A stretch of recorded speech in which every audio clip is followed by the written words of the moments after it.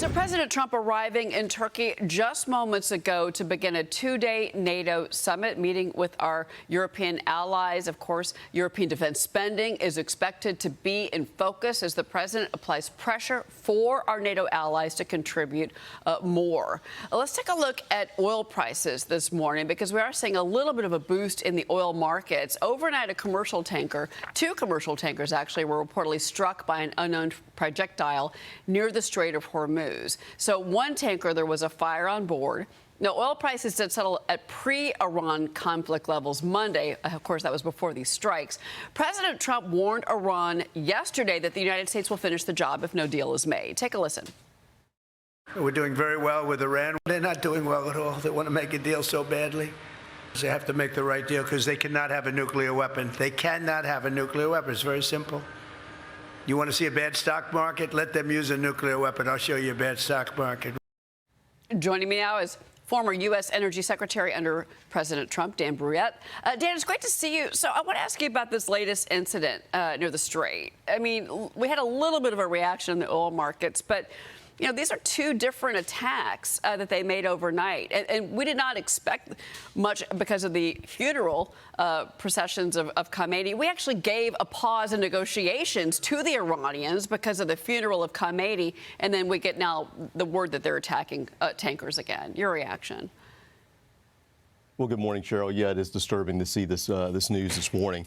Look, I think oil prices are going to continue to come down. The president's correct. You know, he's said a number of times now, as long as that strait is open, the prices are going to continue to come down. And you pointed that out by today's price. I think we're somewhere just shy of $70, which is down to roughly almost 24%, 25% over the course of the last month. So it will continue to come down. But this activity is particularly disturbing because of the ship that was attacked. It's a Qatari LNG tanker, is what I read this morning. You know, LNG is obviously different than crude. We're not seeing the huge spike in gas prices, natural gas prices, as a result of the attack.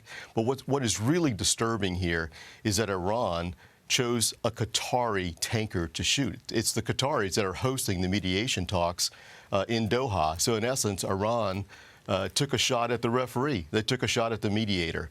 That's troubling. Well, and that is why we're seeing now our Middle East allies start to change supply routes and start to look at other avenues besides the Strait of Hormuz to get oil out into the market. It's something we were talking about on this program yesterday. We had James Iorio on the program, and I want to get your reaction to what he told us. Here is his prediction about oil prices. Listen to this. The only thing that seems like truth is the price of crude itself. And look at it, $68 a barrel. It's only about, $8 or $9 ahead of where it was before this conflict started. So to me, the market is saying this thing is 98% done. And to the general's point, that last 2% could be consequential if something flares up again. So there still should be a bit of a risk premium in crude. However, I think in the middle of next year, crude's going to be at about $45 a barrel. And I think we're already starting to see the reasons why. UAE has increased production. OPEC then increases production to keep their market share. $45. What do you make of that? $45 sounds a bit low, but it's definitely moving toward that low point. It's going to continue to drop, as I said earlier. And there is a risk premium still for going through the Strait of Hormuz. And it's externalities like we saw this morning, Iran taking shots at ships moving through the strait, but it's also other externalities. It's insurance. The premiums on insurance today for shippers has gone up dramatically. I think it's roughly 7 or 8 times what it was pre-war. Those are the types of things that are going to keep the price of crude slightly higher to the extent it has to move through the strait. But that's important. You know, what's important here, Cheryl, is to understand we have to develop alternatives, and that's why the development of infrastructure, both overseas and here in the United States, is so important. And what's holding that up today is permitting here in the United States. And I have to applaud Senator Alan Armstrong from Oklahoma for introducing a bill that radically reforms the permitting process here in the United States to make it more efficient, to make it cheaper, importantly, to make it faster. Yeah, well, certainly that is the story for Americans right now, is not just the permitting story, but also getting that supply, getting gas prices down, because Americans are hitting the road. They're flying right now. You know, we're looking right now, especially energy markets are, at growing global supply. And that's really keeping energy prices in check. And now we're seeing the national average for a gallon of regular at $3.79.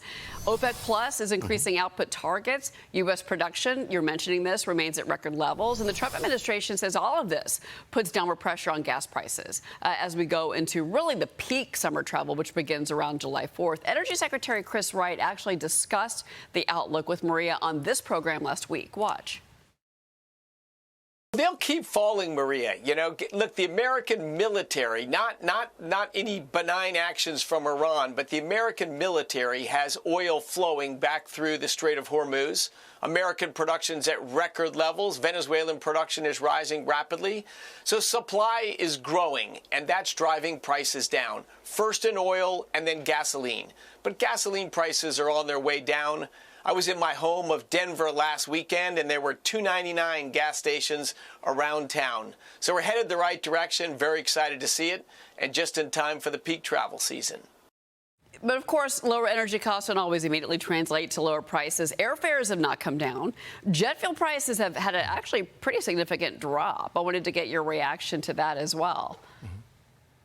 That's all true. I mean, that's all true. There's a saying in the industry, up like a rocket, down like a feather. Crude prices are coming down. Retail gasoline, diesel prices are going to take a little longer, and there's a reason for that. The retailers bought the gas that's in their pumps today several weeks ago, a month ago. So they're paying those prices that we experienced a month ago. That's why the prices take a little extra time to come down, but they will come down. Chris is absolutely correct. Gasoline prices in the United States are off 50 cents in the last month. I expect that by Labor Day, we're going to be much closer to $3 a gallon for retail gas than we are today. So the trend is correct. It will continue. The key here is to keep the strait open, to make sure that it stays safe to pass there, to keep that international waterway free and available to producers, not only in the Middle East, but in the U.S. as well. Those are the things that we have to watch. The scorecard here is the number of ships passing through the strait. It is not the communications that are coming out of the area.